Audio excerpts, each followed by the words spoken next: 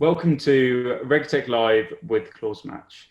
The aim of these sessions is to provide you with a 10-minute live discussion around technology and compliance, speaking with leading industry experts every Thursday lunchtime. Today, I'm very excited to be joined by Sharon, the editor of FinTech Futures, where we'll be discussing the topic of cryptocurrency and compliance. Sharon, thank you for coming on to RegTech Live. Would you mind giving us a brief introduction to yourself and FinTech Futures? Thanks so much, Freddie. So I'm the editor at FinTech Futures and Banking Technology magazine. So it's an online digital publication that mainly just focuses on the world of FinTech, RegTech, PayTech, and all the fun techs going on in the financial industry today. It's been going on for quite a number of years, but it's got a recent refresh and a new vibe and a new look and a new team for that matter. So it's not only myself, but there's also a new deputy, Alex Hamilton, and also our new reporter, Ruby Hinchcliffe. So we all started like just last year. So it's all very brand new and quite exciting. Great. I'm also really excited to talk about this topic because I can happily confess that my knowledge on the cryptocurrency world is absolutely rubbish. I am aware of industry sort of buzzwords, so distributed ledger, mining, initial coin offering, and the proposed value around blockchain, but I really do struggle to connect the dots. And so with that, I'm hoping that what we can do is start by discussing at a high level, what is the current status of the crypto landscape? And then also maybe how compliance plays or doesn't in the industry. Sure. So I guess first I'll introduce what crypto is defined as. So it's defined as a virtual or digital money, which takes the form of tokens or coins. It's mainly InvestorP that has this. It's a shame that there's not any other outlets or any other sort of professionals or experts who can dive into it a bit deeper, but it's basically crypto in cryptocurrency is a cryptography which allows for the creation and processing of digital currencies and their transactions across decentralized systems. So alongside the important crypto feature of these currencies, there's also a commitment to decentralization, and they're typically developed as code by teams who build in mechanisms for issuance. So mining is mainly what you'd probably hear it referred as. So the world of crypto and compliance, there is often this disconnect between the knowledge of what actually cryptocurrency is. So a recent study from ING and St. Andrews, which is what my paper focuses on, shows that while most of us actually, know something about cryptocurrency, we don't really know the main details, and it's often quite sketchy. And also another interesting point is that most people who do know what it actually is in the financial industry do not want to invest in it. So that was another interesting finding, that most people who invest in it are people who are from sadly poor backgrounds, who mainly just want to get into it as something aspirational, not because they fully understand the whole grasp of it. And with that comes a disconnect in terms of what the compliance personnel can do, because if your average person on the street doesn't know what it is, then your crypto compliance manager might not fully be aware of what it is either. So I think there needs to be sort of this bridge, which I'll talk about later, between the knowledge and also what regulators are doing. And although regulators are trying to understand it, they have often come to the conclusion that it's just not a commodity or not a currency. So we've seen quite a few countries that sort of have either court cases or policymakers talking about it and mainly just pinning it down to this is not an actual currency, you can't use it properly in shops. Or others say you can use it in shops, but we don't deem it as a commodity. And then others deem it as a commodity and so on and so forth. So it creates a sense of confusion. No, I mean, that resonates with me. What I want to do next is jump into your research. But before that, I think what you're kind of alluding to is a lot of this stuff still hasn't been clearly defined, and who is responsible for defining that. And then on the other end, the people who are responsible for imposing regulations or understanding the compliance, there's complete confusion. Is there specific things that are being put in place now that is helping alleviate these challenges? Absolutely. So in my paper, Is This Our Plumbus? An Exploration of Crypto and Virtual Currencies Through a Compliance Lens. I wrote for the Compliance Alliance Journal for the University of Miami and also University of Leipzig. I basically examined the relationship between crypto and also from a compliance perspective, what that means. So in terms of recent developments, they've actually been quite a few, and it's mainly coming from governments and government agencies.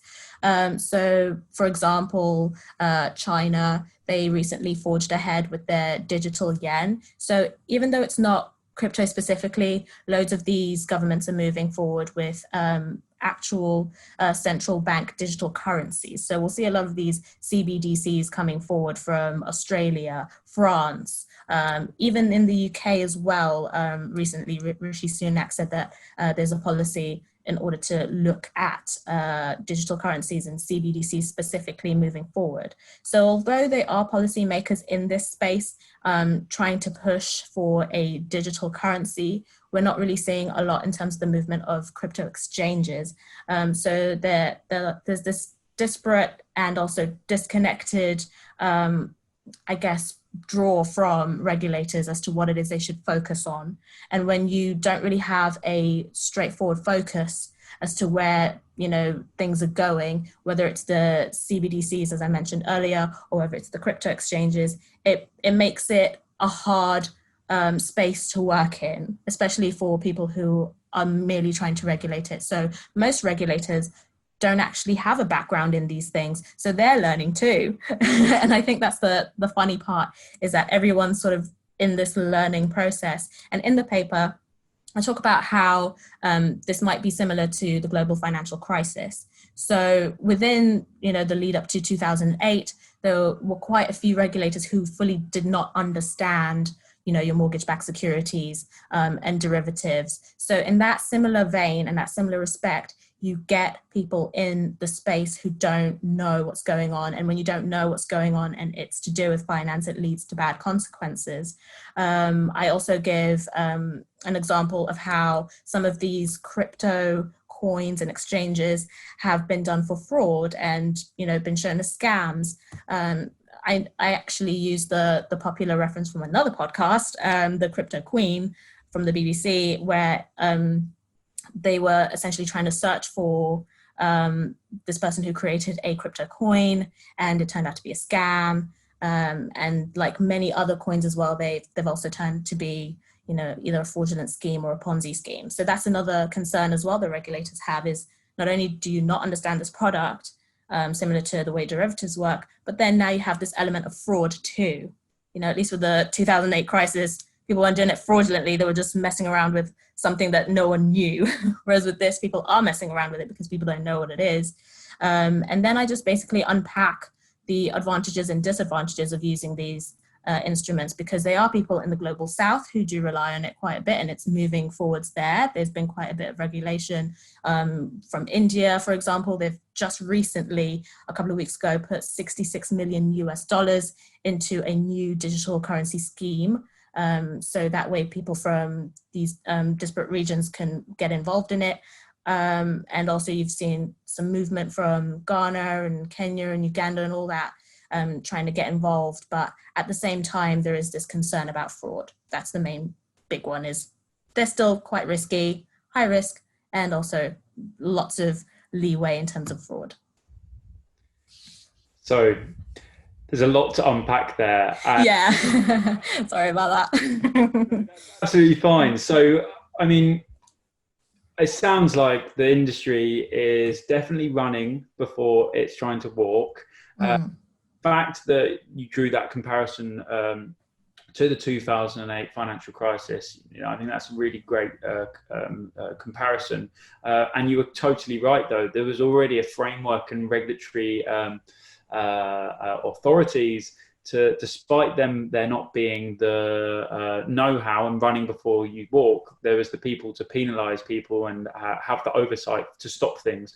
So going back to the crypto market, a lot of these gaps are just much bigger. And yeah, I can understand the challenges, and I think the problem is where people don't understand the industry. they're going to shy away. But then you also alluded to the end that there's actually some really great positive benefits of the industry where they're trying to create positive initiatives. Looking forward in terms of the crypto industry, what do you see as being some of the key trends looking forward that are going to help the crypto market become more familiar and shady?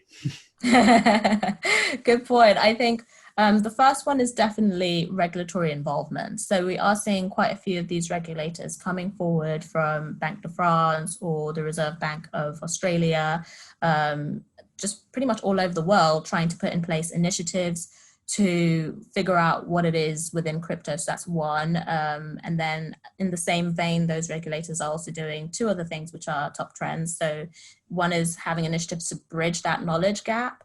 So really tying in, financial experts and people within, remote areas to figure out A, your finances, and B, whether or not you want to invest in this space and if you fully understand it and you're aware of it. And then the other side that we're seeing is more involvement for central bank digital coins. So that's definitely going to be another thing that goes up, especially with China's movement, because they have recently signed agreements with about 19 local retailers as well as US chains, so Subway, Starbucks, McDonald's, all of them to try out this new digital yen. So I think once we see one country moving forward with it, other countries, especially ones who they might consider their rivals or whatever, will start moving into it. We tried with America. We saw right before their stimulus package went through, they wanted it to be dealt through digitally and using a digital stable coin. However, those plans fell through. So I think once we see one country move forward with it, we'll see others push alongside too. Great. I think that summarized our conversation really well. I've learned a lot. As I said, self-confessed non-crypto expert. Again, Sharon, for sharing some great knowledge and insights on the crypto world. I think it is gaining a much stronger spotlight, whether that's for positive or negative reasons. But I think nonetheless, I think you've done some great research which highlights some of the sort of regulatory compliance insights that need to be considered as the becomes more mature. So thank you again. Thanks for having me. My pleasure. Thank you also to everyone who listened. Feel free to join us next time where we'll be discussing the topic of financial crime and anti-money laundering with the guys over at Comply Advantage. Thanks again. Cheers, Sharon.